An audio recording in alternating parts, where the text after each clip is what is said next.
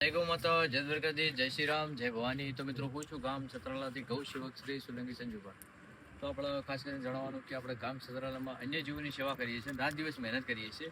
તો આપણે ઉપર છે ને ઉપરથી ભાઈશ્રીઓ બે આવ્યા છે ને બાઇકમાં વાસણું લઈને આવ્યા છે.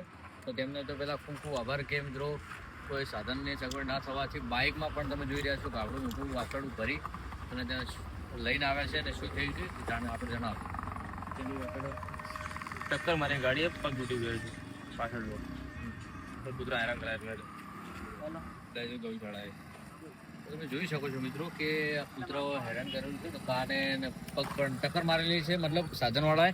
તો તેની વજહથી તમે જોઈ શકો છો કે કાને બધી રીતે કૂતરાઓ હેરાન કર્યું છે.